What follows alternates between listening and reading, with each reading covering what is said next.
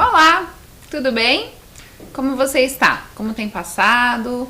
Como está essa nova organização, né? As coisas estão começando a voltar para a nossa rotina, mas ainda é preciso tomar cuidado. Infelizmente, não foi todo mundo que foi vacinado e que está imunizado, por isso a gente precisa manter aqueles cuidados básicos, né? A utilização da máscara ainda é necessária e essencial. Usar a máscara do jeito correto, cobrindo o nariz e a boca, né? Não adianta ficar deixando o nariz de fora, porque não resolve. Lavar as mãos, que é um hábito que a gente precisa ter para a vida, né? Não só quando a gente tem Covid ou alguma doença, precisa manter as mãos sempre higienizadas. Mas o distanciamento ainda é necessário e importante, né? Para que a gente continue protegendo não só a nós mesmos, mas também aos outros. Vamos torcer que logo a vacinação chegue para todo mundo, toda a população esteja imunizada e aí então a gente possa voltar à tranquilidade, ficar de novo naquela nossa rotina bem gostosa. As aulas estão voltando devagar, a vida está retomando. São pequenas medidas que a gente precisa adotar para que isso acabe logo. Não é difícil, né? A gente consegue. Eu sei que a gente fica com vontade de ficar próximos dos amigos, de conversar, de matar as saudades, mas vamos fazer isso mantendo os cuidados. Eu sou a professora Ana Carol e nós estamos juntos para mais uma aula hoje. Hoje a gente vai falar de um tema bem legal, tema que tem sido discutido ultimamente bastante, a gente tem conversado sobre ele, tem estado aí nas mídias, nas redes sociais, são temas que normalmente a gente ouve discussões acerca, né? E que é importante a gente entender mesmo, fazer leituras, compreender, assistir, ouvir podcasts que nos ajudam a compreender esse tema, a formar uma opinião da forma adequada, né? Tendo aí subsídios, tendo aí jeitos corretos para ter uma opinião verdadeira e certa, né? Não ficar espalhando fake news, né? Em tempos de fake news a gente precisa estudar para fazer tudo direitinho. O que a gente vai falar hoje é sobre o feminino, relacionado, claro, com as diferentes culturas, né? Então, quando a gente fala do feminino, a gente vai falar então das mulheres, né? De todos os cuidados. Como será que são as mulheres ao redor do mundo, né? Imagine que o mundo é enorme e que as culturas são diversas e que, portanto, as mulheres têm rotinas, têm formas, comportamentos muito diferentes dos que a gente tem, né? E isso é fácil a gente pensar, basta a gente pensar, por exemplo, no vizinho. Tenho certeza que a rotina do vizinho, das coisas que eles fazem é muito diferente da que tem na tua casa. E é assim mesmo, né? As famílias são diferentes, são diversas, seres humanos são diversos. Por isso que é tão legal, né? Porque se fôssemos todos iguais, imagine que chatice não seria, né? Vamos pensar um pouquinho antes de quais são as características que tornam uma pessoa especial. O que você acha aí? Pensa um pouco sobre quais são essas características, o que tornam ela especial. Vamos pensar um pouquinho? Olha lá, eu trouxe algumas coisas para te ajudar. Olha comigo. As características de uma pessoa dependem de muitos fatores, então isso é importante a gente partir disso, que são muitas coisas que influenciam as nossas características, basta que a gente pense em nós mesmos, né? A gente vai ter aí questões como onde essa pessoa nasceu, a que grupo ela pertence, se teve acesso ou tem acesso aos estudos, se tem acesso às informações da sociedade, ou seja, se lê, se pode acessar a internet, se tem acesso a livros, a televisão, né? A quais regras está exposta, então quais são o grupo de regras que essa pessoa esteve e está exposta. E qual é o grau de liberdade que tem. Você pode estar pensando, o grau de liberdade, professora, como assim as pessoas não são livres em todo o mundo? Em alguns lugares, não tanto, né? Em especial quando a gente fala das mulheres. Então, por isso, hoje a gente vai conversar um pouco sobre isso. E o que eu quero que você tenha aí, já de começo, é que você ouça com atenção e tente não fazer julgamentos antes de conhecer um pouco mais. A gente vai ver algumas culturas que são tanto polêmicas, que a gente tem inclusive escutado aí na mídia e que a gente precisa compreender, precisa pensar em todo esse contexto para então aí ter um julgamento. E na verdade não é nem um julgamento, né? É só entender e compreender e ter uma opinião acerca, claro, mas com cuidado, né, para não sair apontando o dedo, assim como a gente não gosta, né, que apontem o dedo para nós, a gente precisa tomar esse cuidado. Então é importante você ter aí esse olhar cuidadoso e escutar com muito cuidado, e quando ficar com curiosidade, navega na internet, procura, dá uma pesquisada, que você vai encontrar muitas informações sempre. Combinado? Vamos então conhecer e vamos aí aprender um pouco de como vivem as mulheres ao redor do mundo. Claro que eu não vou conseguir trazer todas as informações que eu gostaria. Como a gente já falou, as culturas são muito diversas. Por isso eu escolhi algumas, aquelas que talvez gerem mais curiosidade e que tenham mais informações para serem trazidas. Mas claro que fica sempre aí da sua curiosidade, da sua vontade de aprender mais, de ir em busca de novas, se você lembrar de alguma que porventura eu não vou falar aqui hoje. Vamos começar? Tá pronto? Vamos lá então. O primeiro lugar que a gente vai é a Índia, né? Lugar que me causa uma curiosidade, eu tenho uma vontade imensa de conhecer. Espero que um dia eu consiga fazer essa viagem aí, porque eu acho que é uma jornada incrível, porque é uma diferença de cultura muito grande para nós, né? Então eu tenho muita vontade de conhecer essa cultura tão diferente da nossa. Deve ser muito interessante, muitas coisas legais para aprender. Vamos pensar um pouquinho primeiro aí sobre a Índia, que é importante a gente lembrar que há uma diversidade cultural e religiosa imensa. Então isso é bem importante quando a gente vai falar de cultura e de religião, tomar esse cuidado para ter respeito e falar disso com cuidado, né? Quando a gente fala das mulheres, a gente vai ver que o status das mulheres na Índia está ligado às relações familiares. Então é um povo, é uma cultura que tem uma forte ligação com a família. Lá a família tem grande importância, os idosos têm autoridade sobre os mais jovens e os homens sobre as mulheres. Começamos com a primeira grande polêmica, né? Então quer dizer, professora, aqui na Índia os homens mandam nas mulheres, mandam mais que as mulheres. É isso aí, né? Num processo aí que devagar tem se transformado, mas ainda essa cultura é muito contaminada, é muito cheia dessa ideia de que o homem é quem comanda tudo, inclusive a mulher, né? Então é um processo que está em transformação e tenho certeza que com o tempo, com a passagem, com as inovações, com as tecnologias, com as lutas todas que são travadas a partir disso, as coisas podem mudar. Mas é uma cultura, é um povo bastante marcado por isso. Aí eu fui ver algumas coisas porque eu acho as mulheres indianas incríveis, né? Elas estão sempre lindas, usam muita cor, né? O colorido está sempre presente nas roupas. E aí eu encontrei lá algumas coisas que a gente vai conhecer. A primeira delas é esse manto aí, né? Esse grande tecido que se chama chunari ou dupatá, que é esse grande pedaço de tecido, sempre muito colorido, sempre com fios dourados, prateados, então tem sempre essa questão do brilho também, que elas utilizam para proteger os cabelos e também o corpo, né? A questão da proteção dos cabelos, a gente vai ver que existe hoje uma questão que elas usam aí o chunari ou a dupata para proteger o cabelo por causa da poluição, né? Então para deixar esse cabelo protegido, mas a gente também tem a questão muito forte da religião, que é a necessidade de cobrir os cabelos, né? As mulheres cobrirem os seus cabelos, não podem ficar com os cabelos descobertos. Então a gente tem essas duas possibilidades.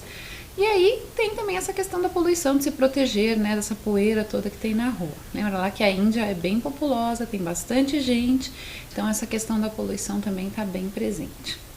Vamos ver mais uma outra coisa? Tá pronto? Olha lá. Esse que eu trouxe agora é o bindi. O bindi não é uma exclusividade feminina, não são apenas as mulheres que utilizam, né? Os homens também colocam aí essa marca que fica entre os olhos, que é feita com uma tinta que é feita de cúrcuma, né? Houve uma época aqui no Brasil, já há algum tempo, e ainda existem algumas mulheres que utilizam esse bindi, mas é uma joia, né? Parece aí um brinquinho, que daí elas colam aqui no meio, aqui nesse meio entre os olhos, entre as sobrancelhas, e funciona para algumas, como essa questão religiosa que a gente vai ver, mas também para muitas só como uma questão estética, né, de embelezamento, como um adorno para ficar mais bonita, aí como os piercings, os brincos, as tatuagens. Na cultura indiana, o bindi tem uma função bem importante, né, porque ele está muito relacionado com a religião, porque eles acreditam que esse é um terceiro olho.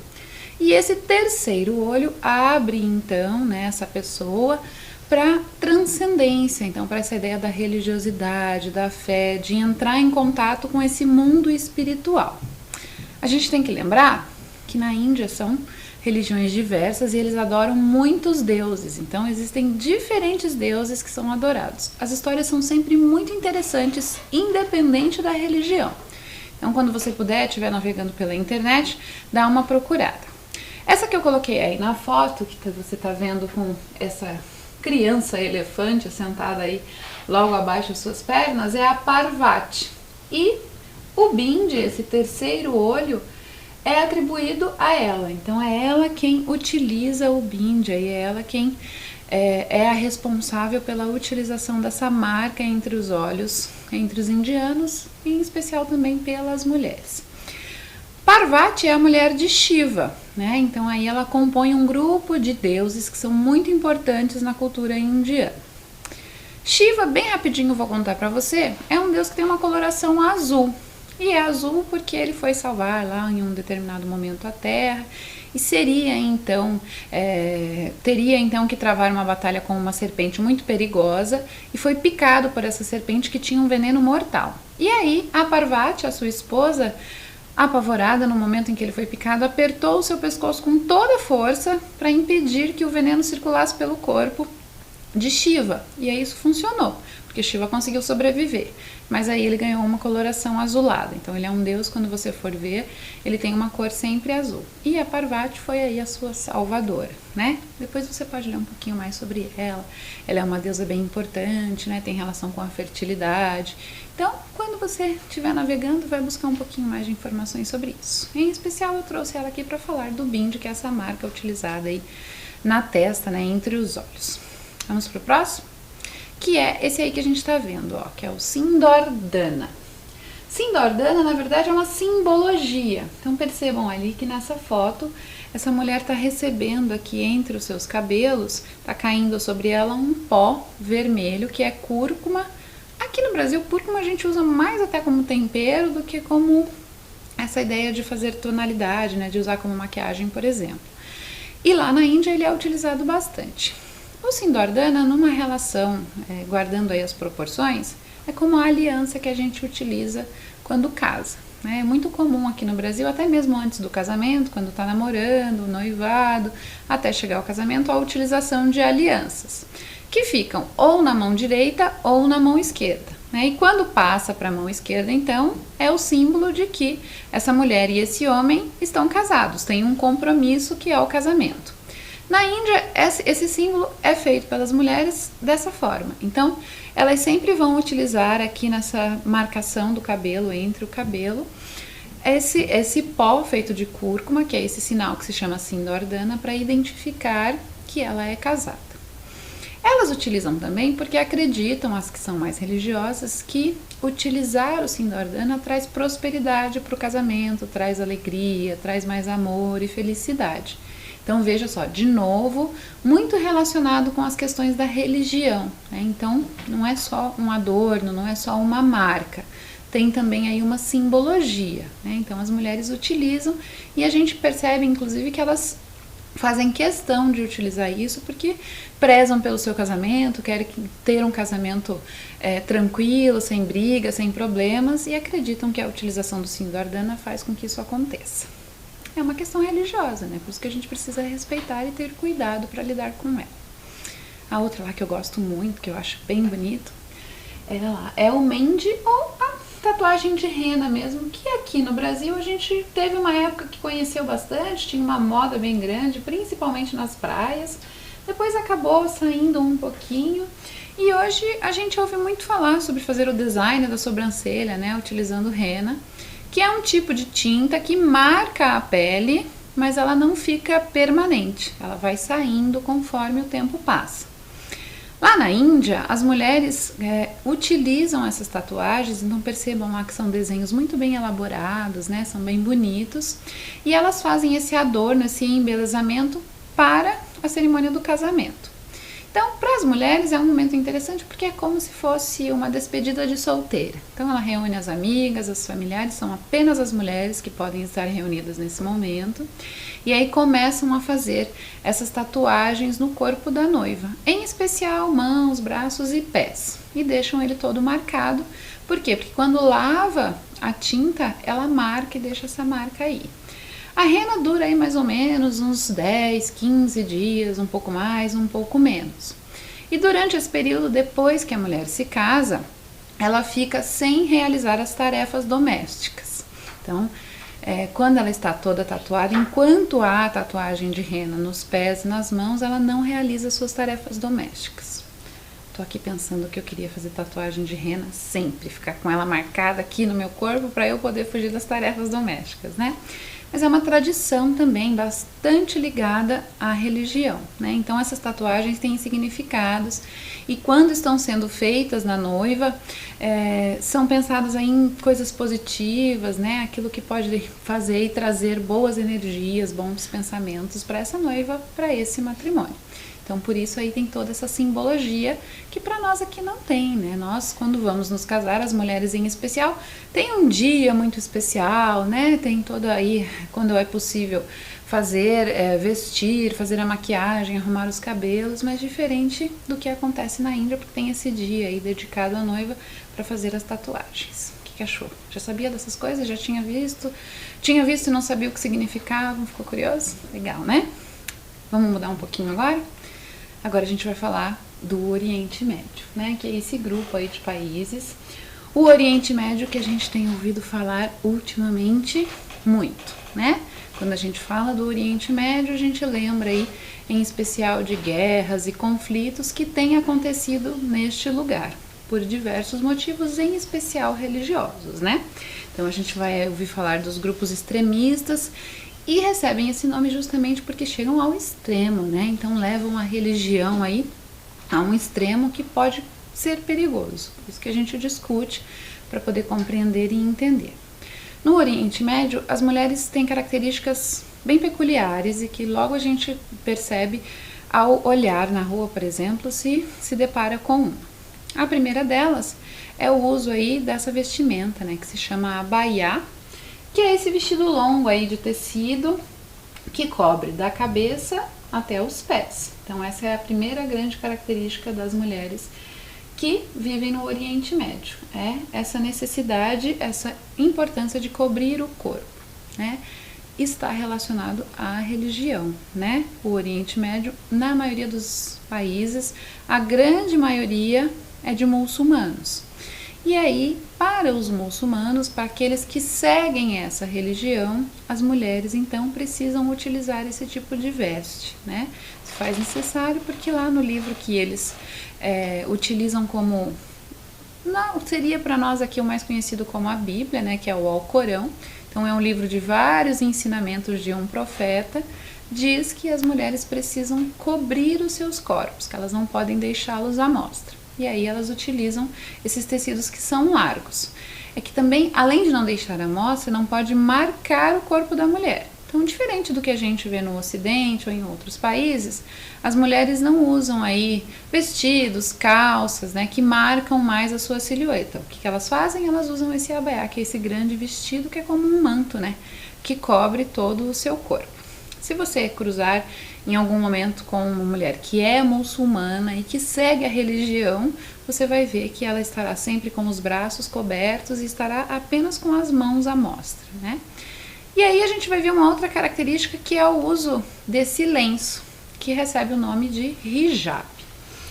O hijab é um símbolo bem forte, em especial das mulheres no Oriente Médio, né? Porque há aí uma grande discussão, em especial pelas mulheres, claro, do uso do hijab como uma escolha, né? E não como uma obrigação.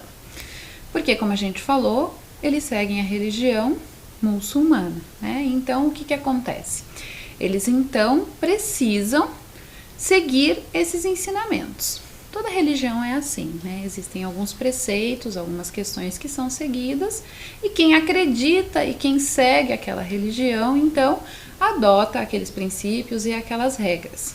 Acontece que as mulheres querem a opção de fazer, por exemplo, o uso do hijab como ela achar mais adequado, né? Então, ela tem que escolher fazer isso porque ela acredita na religião, porque ela está pronta para se doar àquela religião e que, portanto, vai seguir aí esses preceitos.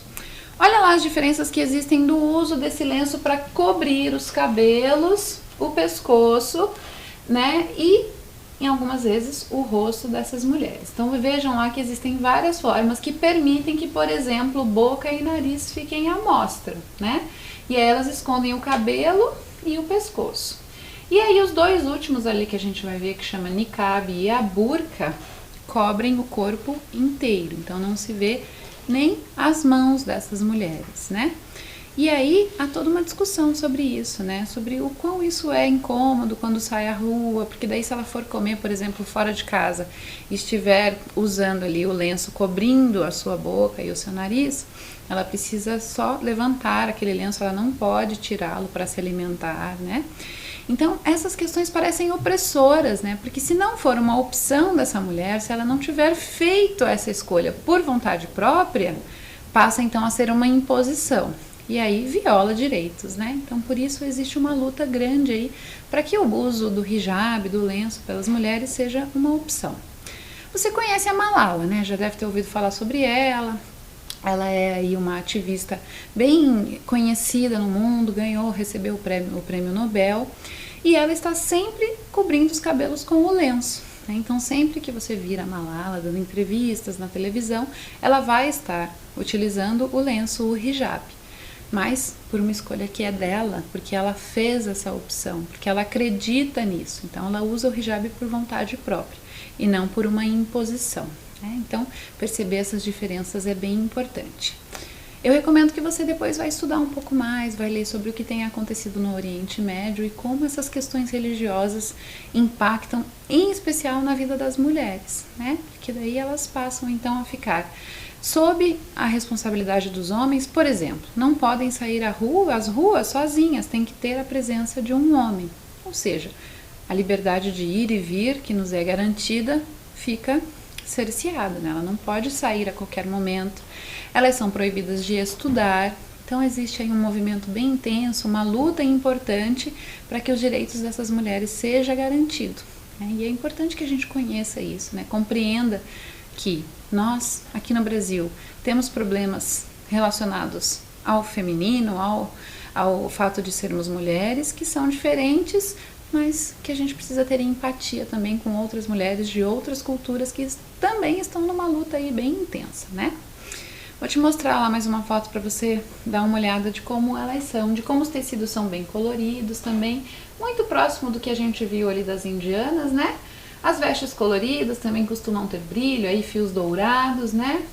Então, essa questão da vaidade sempre presente, mas respeitando esse preceito da religião.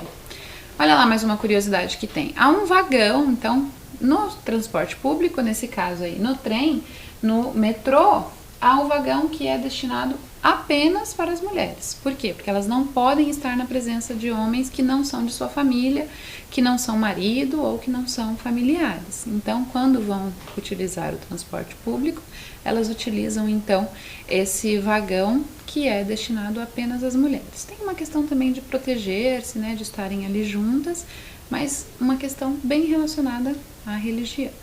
Muita coisa para a gente pensar sobre o Oriente Médio, né? Por isso que é importante conhecer e ir pesquisar para compreender melhor tudo. Vamos mudar um pouco? Vamos lá para a Coreia do Sul, que a gente ouve falar muito, fica curioso para saber, sempre ouve falar sobre a culinária, sobre os gostos peculiares, mas o que será que tem lá dessas mulheres, né? Como é essa questão da rotina dessas mulheres? E aí eu fui dar uma pesquisada e encontrei essa primeira coisa aqui, muito curiosa. Olha lá, é o facekini. É no mínimo diferente, né, pra gente dizer. As mulheres adoram ir à praia, gostam muito de frequentar esse espaço que é a praia. Acontece que tem um problema, porque elas não querem de jeito nenhum queimar a pele quando estão no sol. E a gente sabe que mesmo utilizando o protetor solar, mesmo colocando um chapéu, a gente acaba queimando a pele quando vai à praia. É uma premissa para nós, né? Vou à praia, vou tomar sol, vou ficar bronzeado. E elas não querem isso. E aí, então, surgiu o uso deste maiô, que se chama facekini, porque ele é o corpo inteiro, então ele protege o rosto inteiro. Em alguns fica aí um pedacinho à mostra, mas o cuidado de proteger do sol. Inclusive com as novas tecnologias, eu fui pesquisar e vi que os tecidos também garantem a proteção solar, lá, como se fosse um protetor solar desses que a gente usa líquidos. Protegem dos raios UVB, UVA, que são prejudiciais. E aí elas utilizam. Então, ir à praia é no mínimo curioso para nós, né? Ver essas mulheres todas cobertas desse jeito. E aí eu descobri, claro, que se elas têm todo esse cuidado com a pele, de manter a pele cuidada, sem tomar sol, que é um dos agentes de envelhecimento e tudo mais, elas têm uma rotina de cuidados com a pele bem intensa, né? Que é o que a gente chama de skincare. Eu vi lá que elas têm 10 passos, que são uma rotina diária que elas fazem para poder cuidar da pele. Então imagine que todos os dias aí elas gastam pelo menos 1 hora do seu dia tendo esse autocuidado com a pele do rosto, né? Utilizando aí diferentes cosméticos para poder cuidar da pele. Os cosméticos que elas utilizam são muito conhecidos, né? Ainda muito difícil de chegar aqui para nós. Existem alguns importadores que já trazem algumas coisas, mas tudo que tem lá ainda a gente não tem acesso, porque todo mundo quer ter uma pele bonita, né? Saudável, vistosa, e já que elas fazem isso também, a gente também gostaria de fazer. Lá tem uma questão também de que eles são muito conectados com a tecnologia, então há tecnologia por todos os lugares. E aí, para as mulheres, uma das coisas que eu descobri, olha lá, é que as gestantes recebem do governo um cartão de crédito. O valor que eu consegui pesquisar ali gira em torno de 500, 600 reais neste cartão. E aí, ela pode utilizar durante a gravidez da forma como ela achar melhor. Pode ser com ela mesma, pode ser para ir ao médico, pode ser para comprar roupas para o bebê ou as coisas que são necessárias. Enfim, ela usa esse dinheiro como ela achar melhor. Basta apenas ela provar, então, que está grávida. E aí também elas recebem um chaveiro, que é para utilizar no transporte público. E esse chaveiro está conectado com esses transportes.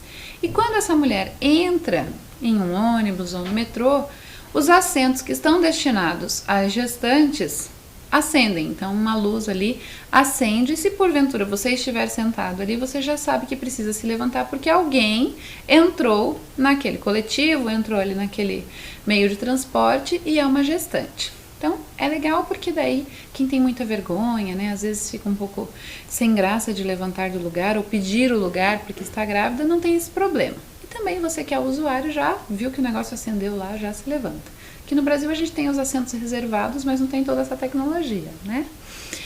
E tem a vantagem também, porque a mulher já recebe esse chaveiro desde o início da gravidez. Então, necessariamente, ela não precisa estar com a barriga saliente lá para poder usar e usufruir do direito de sentar nesse assento que é reservado às gestantes. Então, quando ela entra, mesmo que a barriga não esteja ainda aparecendo, ela já pode utilizar. Legal, né? São pequenas coisas que parecem às vezes desnecessárias e que são legais, são importantes, né? Ajudam bastante no dia a dia. Vamos mudar? Vamos para mais um que também gera sempre muita curiosidade, que é a China, né? Que também a gente ouve falar que tem uma culinária bem diferente, né? Um modo de viver um pouco diferente do nosso. É o mais populoso de todo o planeta, né? Tem uma curiosidade que diz que se todos os chineses em um momento derem um pulo, todos juntos, iguaizinhos ali, todos pularem no mesmo instante, a Terra muda de eixo. Pra gente entender um pouquinho como é um lugar populoso, né? Então é tirar a Terra do seu eixo. Claro que daí se todos pulassem ao mesmo tempo, né? Isso aí são esses cálculos que os cientistas acabam fazendo, que geram essas curiosidades mais interessantes. As mulheres lá tem algumas questões do preconceito que permeiam bem elas e que são um pouquinho chatas. Vamos ver a primeira, que eu achei que, né, já devia ter mudado, inclusive. É uma questão que essas mulheres precisam casar-se logo ali após os 20 anos. Completados 20 anos, elas já têm que encontrar marido para se casar. É uma loucura, né? Porque essas mulheres, se não estão interessadas em casar, em contrair um matrimônio aí, elas começam a ser rotuladas, a serem chamadas de solteironas, de fracassadas. E se aos 27 anos ela não estiver casada, aí ela recebe esse rótulo permanente e fica com esse estigma, essa coisa desnecessária de que só porque ela não casou, ela parece que é inútil para a sociedade. E aí é um movimento intenso porque as chinesas têm ido estudar, trabalhar, né, buscar conhecimento, querem viajar, fazer outras coisas. Logo, aos 20 não estão interessadas em casar. E estão numa briga intensa para que esse preconceito, para que essa questão cultural se rompa, né? Porque imagine que isso é milenar, há muito tempo que isso vem acontecendo. E aí essas mulheres, ao longo aí dos tempos, têm mostrado que isso não é legal, que não precisa disso, que elas têm a opção de escolher em que momento querem se casar. Muito justo, né? Então, viu quantas questões que tem pra gente pensar? Imagine que eu trouxe só algumas culturas, né? A gente só tá falando de algumas. Quantas outras não tem por aí, né? Depois você pesquisa, tá bom? Vamos para mais um? Olha lá, o Japão também. Local esse que eu tenho também muita curiosidade e espero poder visitar um dia. Também por essa questão cultural, né? De conhecer melhor. Gosto muito da cultura e tenho muita vontade também de estar lá para conhecer de perto, né? Romper também com as minhas... essa questão da gente ser do Ocidente, conhecer um pouco do Oriente, os seus costumes, a forma como vivem, é bem legal. Vamos falar um pouquinho dessas mulheres, então? Olha lá. O Japão é uma cultura onde a mulher geralmente é submissa aos homens, né? Então, claro que em algumas regiões com um pouco mais de intensidade, em algumas outras regiões um pouco menos, mas essa questão cultural é bastante forte com as mulheres, né? Elas ainda têm essa coisa de estarem submissas aos homens, né? É uma cultura aí bastante patriarcal, como a gente chama, né? Onde os homens acabam aí tendo maior poder, maior vantagem, por assim dizer. Quase no mundo inteiro é assim, né? E aí em algumas culturas com um pouco mais de intensidade e em outras com um pouco menos. No Japão, as mulheres, quando se casam, gerenciam a família. Então são elas que cuidam de absolutamente tudo. Tem uma curiosidade que se você gosta aí de mangá ou de animes, você vai perceber que a presença do pai quase nunca aparece no anime, né? Justamente porque o pai fica responsável por prover, ou seja, por trabalhar, ganhar dinheiro para trazer a família. E por isso ele acaba ficando muito tempo fora e essa mulher então passa a ficar mais responsável. Hoje não tanto, mas é muito comum que quando casem, as japonesas então parem com o trabalho, né? A sua vida profissional fica parada porque elas vão se dedicar exclusivamente à família. Então aí de novo, né, esse movimento da gente compreender que é uma escolha, que se essa escolha foi feita por essa mulher e se ela está feliz com essa escolha, ótimo para ela, né? O que não pode ser é uma imposição. Dentre as outras coisas que eu fui pesquisar, é essa questão dessa pele, né? Porque a gente conhece aí essa imagem, essa figura bem peculiar do Japão, que são as geishas. Então elas são ensinadas, são preparadas e aí aprendem dança, artesanato, aprendem toda essa coisa de como servir bem, né? Então tem todo um ritual sobre servir, sobre a dança, sobre tocar diferentes instrumentos. Então elas são mulheres que se preparam para entretenimento, né? Então são aquelas mulheres que estão dedicadas a essa coisa da arte, né? Então elas aprendem diferentes instrumentos, diferentes formas de artesanato. E aí a pintura com essa pele bem branca é só uma questão estética, não tem uma razão aí diferente dessa, né? É só essa questão de que parece que o branco traz essa coisa da perfeição e que por isso também essas mulheres não gostam de se expor ao sol e ficar bronzeadas, né? Elas não têm esse perfil porque para aquela cultura uma pele bronzeada não é bonita, esteticamente elas não gostam, então elas não tomam sol. Diferente do que a gente tem aqui no Brasil, por exemplo, né? Um país tropical onde a gente adora, ou a maioria de nós gosta de ir à praia, de tomar sol e de ficar bronzeado. Para elas não, para elas essa ideia de que você está saudável não está relacionado a estar com uma cor bronzeada, né? Ao contrário, quanto mais bem cuidada, quanto menos sol a sua pele toma, mais bonito você se torna. É uma questão aí de cultura, né? De gosto. Vamos ver mais algumas proibições que existem lá? Então, olha lá, acompanha comigo. Uma delas é que elas nunca vão se tornar rainha, né? Então, o que acontece? Houve um momento em que teve aí um pequeno problema com a família real de que não havia sucessores homens, né? Não nasciam crianças do sexo masculino. E aí houve uma discussão da possibilidade de uma dessas meninas tornar-se rainha, mas isso foi por terra porque daí um sucessor do sexo masculino nasceu, então tornar-se rainha lá não é uma possibilidade. O que vai ser é sempre um homem, vai sempre seguir a linhagem mais masculina. A outra é visitar essa ilha aí que é maravilhosa e inclusive já foi considerada pela Unesco como patrimônio, que é essa ilha de Ikunoshima. Ela é uma ilha voltada para a religião. Então os homens que vão a essa ilha vão com o objetivo de se encontrar com o espiritual, de fazer um retiro espiritual. E as mulheres não podem estar lá porque são consideradas uma distração, por isso não entram na ilha. Hoje, como ela se tornou patrimônio da Unesco, as visitas são também limitadas. Então, apenas 200 pessoas podem estar na ilha. Antes não era assim, né? O número de homens não era limitado. As mulheres nem vão a essa ilha, nem costumam romper com essa tradição e acabam não frequentando este lugar. A outra lá é que, quando elas se casam, elas não podem manter o seu sobrenome, precisam trocar. Então, vão ficar com o sobrenome do marido. Aqui no Brasil, a gente pode escolher ter os dois nomes, ter apenas o nosso, não mudar, ficar só com o nome do marido. Lá não. Lá você obrigatoriamente tem que passar a utilizar o nome do seu marido. A outra lá, mais um lugar que elas não podem ir também por conta dessa questão da religião, que é escalar esse monte aí chamado Omini. Tem o mesmo objetivo, né? Religioso, purificação, retiro espiritual, e as mulheres, uma distração, não podem ir a este lugar. Mais uma, vamos lá? Praticar o sumô, que também tem uma questão religiosa bem intensa, né? O que eles entendem é que o espaço ali onde essa luta acontece também é sagrado e que por isso as mulheres não podem frequentar.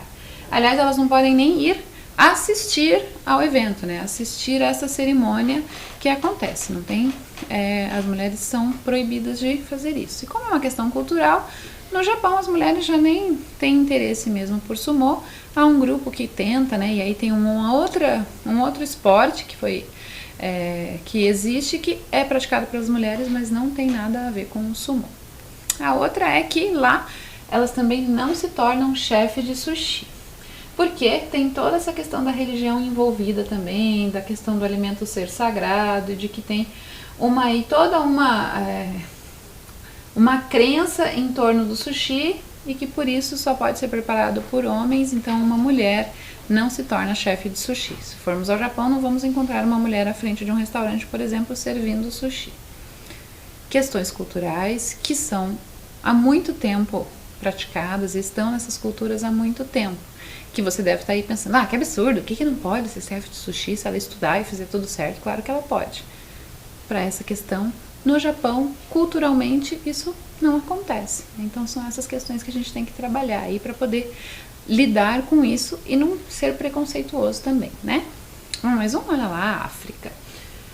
A África lá, esse conjunto de países, como a gente já falou várias vezes, também rico culturalmente demais, e aí também com diferentes etnias e uma grande diversidade de culturas, muitas mesmo, com questões, com hábitos, com estilos bem diferentes. Algumas questões que são comuns, que a gente vai ver aqui. A primeira delas é o uso das tranças, que também não é uma exclusividade só das mulheres, os homens também trançam seus cabelos. É que nos dias atuais a gente acaba vendo as tranças aí também como um instrumento, né, dessas mulheres para poderem se empoderar. Num outro momento, as tranças eram veículos de informações, porque elas eram trançadas e faziam-se mapas. Houve um momento em que elas escondiam sementes dos alimentos do seu povo, porque lembra lá, né, da escravidão, o tráfico negreiro. Então as sementes eram levadas para outros países para que eles pudessem manter aí a sua alimentação daquilo que gostavam. Também falavam sobre qual região essa pessoa era, que status ela tinha numa tribo, quem ela era na ordem do dia dentro dessa tribo. Então essas tranças também são uma forte referência da cultura africana, e mesmo porque enquanto ela está sendo feita, as histórias estão sendo passadas, estão sendo contadas, né, por quem faz ou por quem está arrumando o cabelo com a trança. A roupa das mulheres africanas também, sempre muito colorida, as estampas são bem especiais, muitas com significados, são na maioria das vezes feitas pelo próprio povo, né, que estampa esses tecidos, e elas têm uma coisa de amarrar o tecido pelo corpo, né, então elas não costuram, né, elas fazem algumas amarrações que permitem que essa roupa fique colocada corretamente no corpo sem precisar costurar, usar alfinetes ou coisas que prendam, né, então é bem legal ver como existem várias técnicas para, por exemplo, pegar um pedaço de tecido e transformar em um vestido bem bacana. Outra coisa que elas usam como amarração, e aí, diferentemente do que a gente viu lá do Oriente Médio, né, são os turbantes, que também aí são um grande símbolo, né, dessa cultura, que são utilizados também para dizer de qual tribo essas mulheres são. Também não são uma exclusividade só das mulheres, mas embelezam ainda mais essas mulheres tão lindas, né? Então, viu só quantas coisas, isso que eu só trouxe quase nada aqui, né? Gostaria de ficar muito tempo mais conversando com vocês sobre isso, mas não é possível. Então, vimos um pouco aí sobre essa cultura do feminino, como essas mulheres, um pouquinho só de como elas vivem. Vamos agora para nossa hora do inglês. It's English time. Are you ready? Então a gente vai falar um pouquinho sobre physical traits, que são as características físicas. Também vou falar aqui só de uma parte, né? As outras depois aí com os professores e com a sua curiosidade, você vai aprender mais. Então, vamos lá? Olha só. What does she look like? Repita, por favor. What does she look like? Vamos lá? What does she look like? Essa é a pergunta que eu faço para como é essa pessoa, né? Como ela se parece, como ela é. Fisicamente é o que a gente vai pegar aqui. Então, como ela é? Basicamente é isso. What does she look like? Vamos lá? Are you ready? Come on. Então, olha só. What does she look like? Vamos olhar lá então. Nós temos blonde. She is blonde. Repeat, please. She's blonde. She's blonde. And brunette. She's brunette. She's brunette. She's brunette. Repeat, please. Very good. Então, vimos aí duas só, né? Blonde and brunette. Então, o próximo, vamos lá? Que são as ruivas, né? Red-haired ou ginger. She is red-haired. She is ginger. Mais um. Vamos lá? E o próximo, black. What does she look like? Black. She is black. Então, a nossa aula hoje falou um pouco, discutiu um pouco sobre o feminino nas diferentes culturas. Como eu já falei aqui, muito pouco, né? A gente conheceu aí apenas algumas, são diversas. Vale aí você conhecer, inclusive aqui no nosso próprio país. Você vai ver que há grandes diferenças, por exemplo, nos hábitos das mulheres aqui do sul, das mulheres do nordeste, do norte, do centro-oeste. Então a gente vai perceber aí que culturalmente são muitas as diferenças, né? O importante é que a gente respeite a cultura, a religião, a forma de viver de cada uma e que cada uma possa escolher o seu jeito de viver, né? Que seja livre para escolher o que quer e o que acha melhor para si, que não seja obrigada a nada, né? Bom, a nossa aula está chegando ao fim. A gente se vê na próxima aula, fica bem. Não esquece de tomar aqueles cuidadinhos que são tão básicos, né? Que é pra gente acabar com isso logo e até chegar a vacinação a gente poder continuar com a vida, ainda que com essas coisinhas aí como a máscara, o distanciamento e continuar mantendo as suas mãos sempre higienizadas. Fica bem, se cuida. Tchau, tchau. Até a próxima aula. Bye, bye.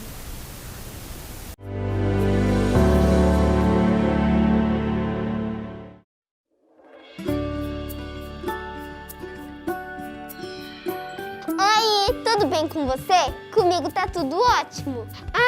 Eu sou a Amanda e eu vim aqui te dizer que eu estou muito feliz em saber que a gente vai se ver de novo. Mas antes, eu preciso te dizer algumas coisinhas, tá? A gente vai ter que manter alguns cuidados super importantes para voltar para a escola com segurança, né? Olha só, antes de sair de casa, é importante que você esteja pronto, com o álcool em gel nas mãos,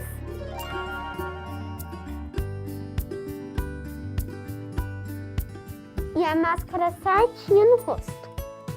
Passa o álcool em gel de novo. Use máscara sempre, inclusive no busão. Sabemos que a saudade é enorme, mas ainda não dá pra gente se abraçar. E nada de beijos e apertos de mão também. A distância é a melhor forma de mostrar que você tá sempre junto. E ficar 1,5 metro dos seus amigos, tá? Você pode compartilhar amor e muita alegria. Só não pode compartilhar materiais e outros objetos. E não tira essa máscara de jeito nenhum. Nunca, beleza? Nem mesmo para conversar.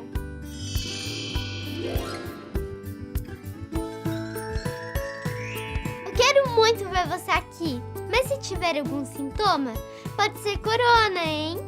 Conta para os seus pais ou responsáveis para você ficar em casa e eles ligarem para a prefeitura para receber orientação.